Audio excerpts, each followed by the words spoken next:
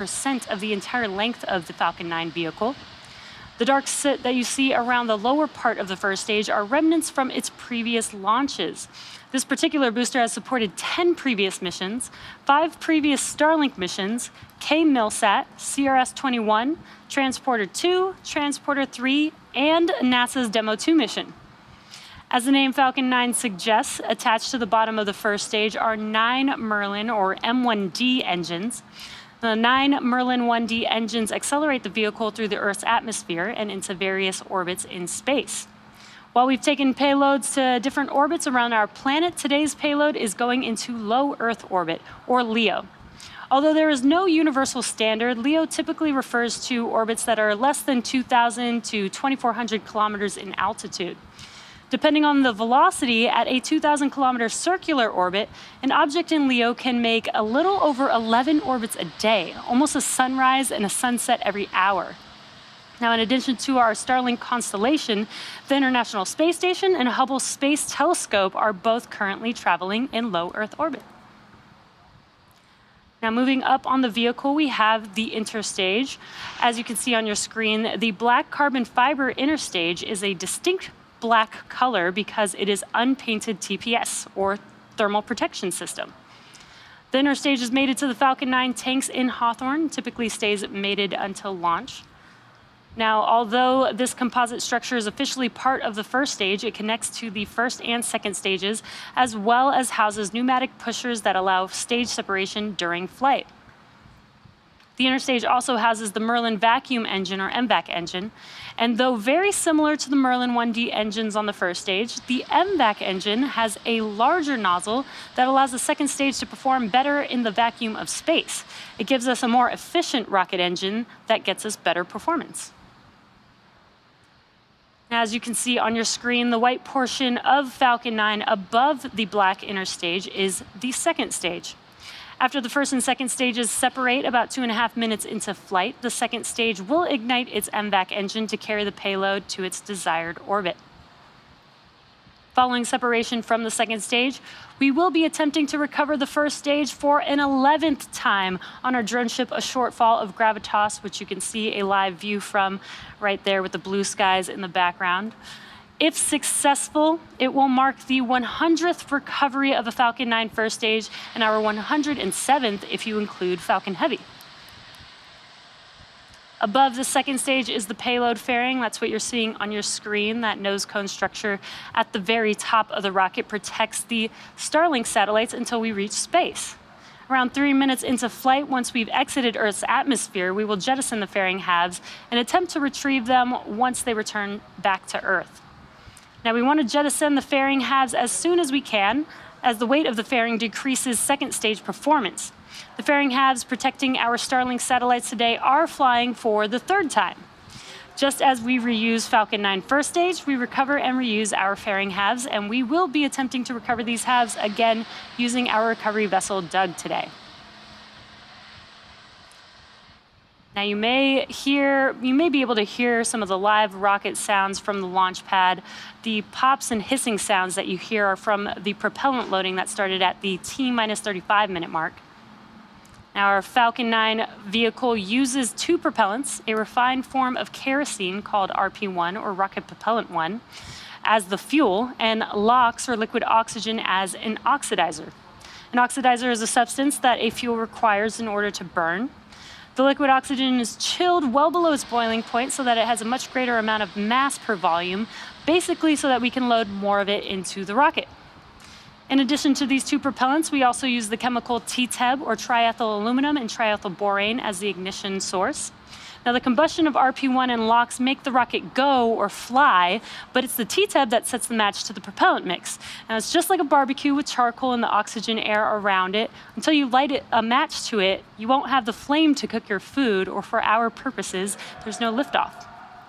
Now, we fill the liquid oxygen into the first and second stages to full as close to T0 as possible to minimize how long the liquid oxygen could start to warm up. Now, this is similar to fueling your combustion car. You put the handle in, turn it on, and when it's full, the pump shuts off. Engine chill. The latest weather forecast from Space Launch Delta 45 shows that we are 90% favorable for liftoff today. And as you can see on your screen, we've got some great blue skies over there in Florida. The vehicle, satellites, and range are all looking good for an on-time liftoff just a few minutes from now at 9:44 a.m. Eastern Time. If you've been following us, you may know that we've had an exciting few weeks here at SpaceX.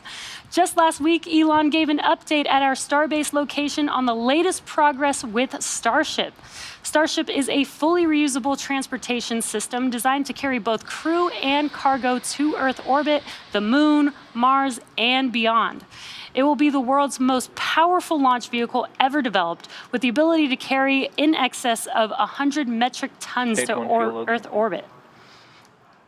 In advance of the update, the team stacked the Starship spacecraft on the Super Heavy rocket for the first time using Mechazilla and the chopsticks. Now, Mechazilla is the structure that you see there, and the chopsticks being the structure holding the Starship vehicle on your screen. If you weren't able to catch the Starship update for the first time around, never fear. The full presentation is now available for viewing on our YouTube channel. On top of that, Jared Isaacman, who you may remember was the commander of the Inspiration 4 mission, announced the Polaris program. This program will consist of up to 3 human spaceflight missions that will demonstrate new technologies, conduct extensive research, and ultimately culminate in the first flight of SpaceX's Starship with humans on board. The first mission, Polaris Dawn, is targeted to launch no earlier than the fourth quarter of 2022 from historic Launch Complex 39A at NASA's Kennedy Space Center in Florida. This mission will also attempt the world's first civilian spacewalk. Thanks, pressing for Stromberg retract. The Polaris Dawn crew will consist of Jared Isaacman, Scott Kidd Poteet, who was a veteran member of Jared's team, and 2 SpaceX employees, Sarah Gillis and Anna Menon. This will be a truly incredible series of missions, and we could not be more excited for our fellow SpaceXers going to space. To learn more about the Polaris program and the Polaris Dawn mission, head over to their website at polarisprogram.com. Now, the next major milestone you're about to see on your screen involves the transporter erector, which is the trusted structure next to Falcon 9, and if you look closely below the fairing, you can see the clamp arms opening up. That's in preparation to clear the way for the TE to start to retract. Retract in progress. And there's that call out that the strong back or the TE is retracting away from the vehicle. Then at T0, it will clear the way even more as the vehicle lifts off. Now, TE is a structure that provides liquids, gases, and electrical connections to the second stage, as well as air conditioning to the payload fairing. And at this point, the first and second stages are nearly fully loaded with 1 million pounds of kerosene fuel and liquid oxygen. And you can see some white clouds on your screen. That is the chilled gas inside of the vehicle above the LOX tank liquid surface that we vent overboard to maintain pressure in the tank as needed. Now, when that gas exits the vehicle into the warmer Florida air, the humid air condenses into clouds. Similar. Stage 1 lock flow complete. Pretty similar to when you have a cold glass of water and condensation forms around it. And we also just heard the call out for the first stage LOX loading complete. Next up will be second stage at about T-2 minutes. At T-minus a minute and a half, we then vent the pressure out of the LOX line on the transporter erector. So again, that excess chilled gas gets ejected out into the Florida air. So you will see more of those white clouds forming around that time. We aim to finish prop loading on the first stage. Stage 2, LOX throttle back. We aim to finish prop loading on the first stage by T-minus 3 minutes and second stage at T-minus 2 minutes to minimize how long the liquid oxygen could start to warm up. Then at a minute before liftoff, you'll hear that Falcon 9 is in startup. That means that the rocket's autonomous internal flight computers have taken over the launch countdown. And just inside T-minus 2 seconds, the Merlin 1D engines will light up, and then we're set for T0.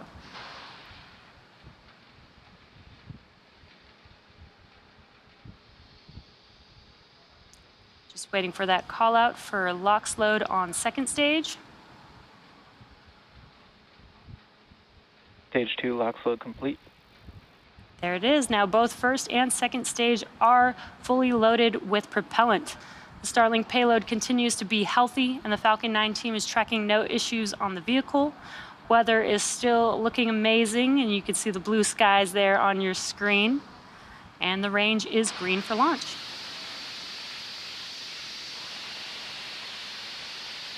Now, as I mentioned, you can see the white clouds coming from the transporter erector. Again, that is the liquid oxygen that we are venting out, clearing those lines on the transporter erector.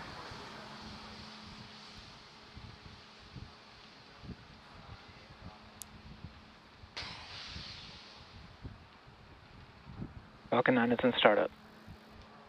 And there's that call out that the Falcon 9's computers have taken over the launch countdown, just waiting for the final go from the launch director.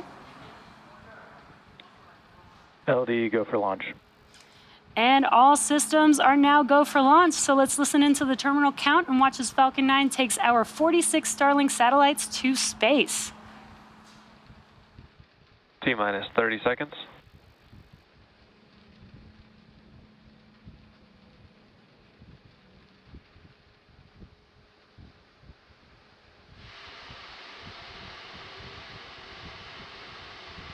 T-minus 15.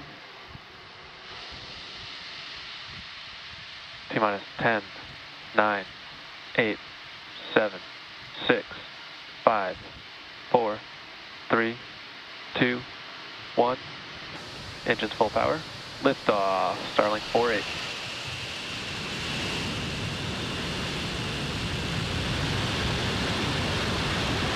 Vehicle switching downrange.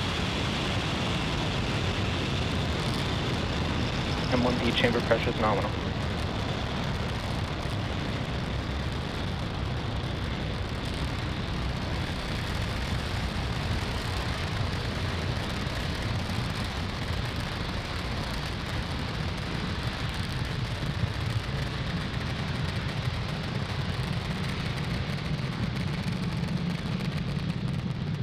Falcon 9 has successfully lifted off from Space Launch Complex 40 at Cape Canaveral Space Force Station, Power and telemetry nominal. carrying our stack of 46 Starlink satellites to low Earth orbit. Now, moments ago, we throttled down the engines, reducing the speed by decreasing the flow of fuel to the engine. That's in preparation for Max Q, or maximum aerodynamic Vehicle pressure. supersonic. And we are coming up on Max Q in a few seconds here. Max Q. And there's that call out that we've passed through Max Q. Now we do have 4 events coming up in quick succession. The first will be main engine cutoff, or MECO, stage separation, second engine start 1, or SES 1, and then fairing deploy. So main engine cutoff is where all 9 of the M1D engines shut down to slow the vehicle down in preparation for the next event, which is stage separation. And that is where the first stage separates from the second stage. Right after stage separation, the first stage will start making its way back to Earth for landing. And while we are able to land the first stage, both on land and at sea on our drone ship, today we will attempt to recover the first stage on today's mission on our drone ship, a shortfall of gravitas.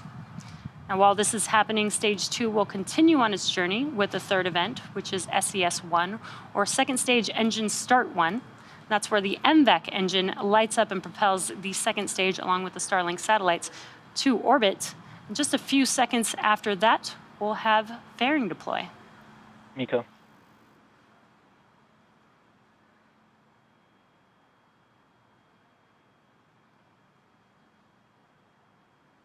Stage separation confirmed.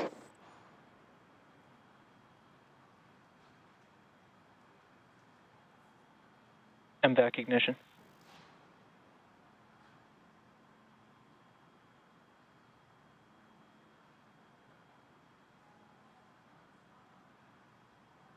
Fairing separation confirmed. And great views on your screen. We just saw MECO, stage separation, SES-1, and fairing deploy. On your left-hand screen is the first stage, right-hand screen is a view of the NVAC engine. And those visual confirmations mean that we have successfully deployed our fairing halves. SpaceX has reflown Falcon fairing halves since 2019, and the fairing halves flying on today's mission are flying for the third time. Improvements on the fairing and our overall refurbishment process has decreased the impact of water landings and led to an overall fairing recovery rate of 93% over the last 14 missions. Of 109 fairing missions, 73 have been recovered and 32 missions have flown recovered fairing halves. And again, we will be attempting to recover the halves again today using our recovery vessel, Doug.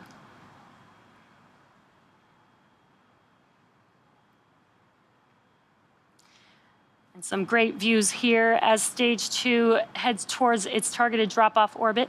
Stage 1 will complete 2 burns in order to make its way back to Earth. The first is the entry burn, where 3 of those 9 M1D engines will reignite. That helps to slow the stage down as it re-enters back into the upper parts of the Earth's atmosphere. Acquisition signal, Bermuda. Then the second burn for the first stage is the landing burn. This is a single engine burn, the center E9 engine, and that brings the vehicle speed down rapidly in order to land on the drone ship. Stage 2 is still looking good on a nominal trajectory. On your left-hand screen, you can see those grid fins on the first stage, helping to guide the vehicle back to its landing zone. Now, if you're just now joining us, we've had a successful liftoff of Falcon 9 from Cape Canaveral Space Force Station, Slick 40 today. Right now, you're looking at a live view of Falcon 9's second stage on the right-hand screen. And that was just a call out for a nominal trajectory on second stage. Stage 1 is currently making its way back to our drone ship, a short fall of gravitas. And today is the 38th launch of Starlink satellites overall, the 7th mission of 2022, 4th Starlink mission of 2022, and the 145th total overall SpaceX launch. We're just about a minute away from the entry burn start on the first stage. And the Merlin engines on the first stage are optimized for sea level. These achieve 190,000 pounds of thrust during ascent. That's when we lift off or fly towards space, and descent, and that's when we come back down to Earth. Now, the MVAC engine is optimized for 220,500 pounds of thrust in vacuum, and that's what you're seeing on your right-hand screen.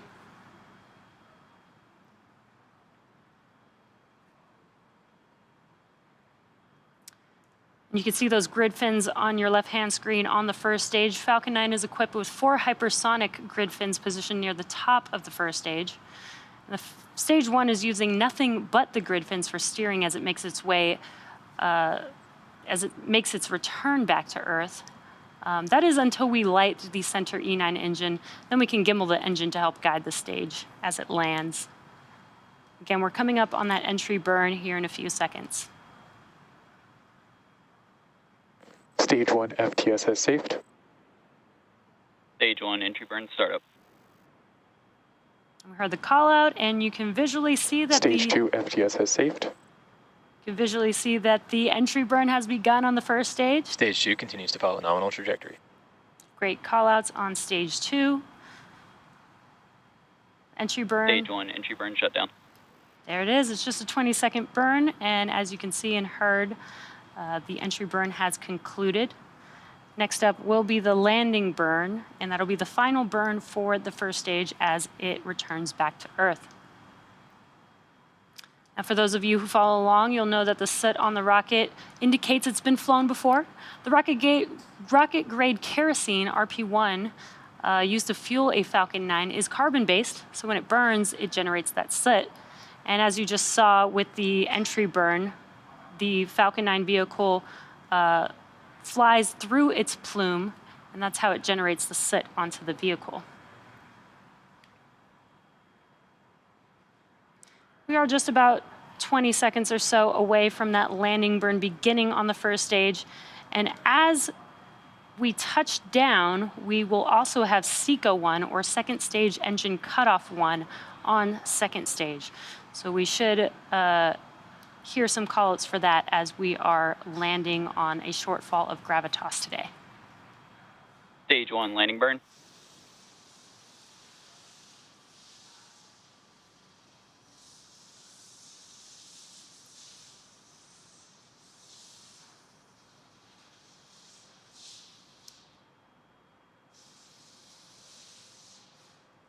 Stage 1 leg deploy.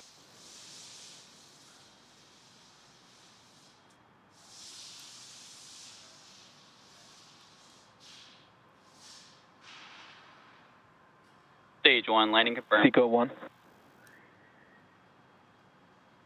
And great news, we heard that Falcon 9 has landed, touchdown on a shortfall of gravitas. We also heard, there it is on your screen, incredible view of the vehicle standing Nominal tall. orbit insertion. And we also had SECO 1 as well as that call out right there. Let us know that we had a good orbit.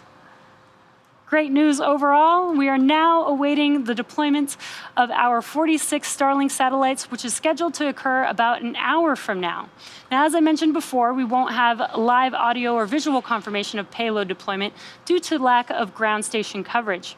We will regain signal with our ground station at T+1 hour and 19 minutes. So for those of you who are interested, we will keep the audio-only countdown nets up on our YouTube channel, and we'll confirm successful payload deployment on our social channels. So that will bring our webcast to a close today. Also signal Cape and Bermuda. Our team at SpaceX would like to send a big thank you to the Range and Federal Aviation Administration for supporting our mission. Of course, thank you to all of you, our viewers, and all of our Starlink customers using our service at this time. And if you're interested in signing up for Starlink service, head over to starlink.com. Thanks for joining us, and we'll see you again soon.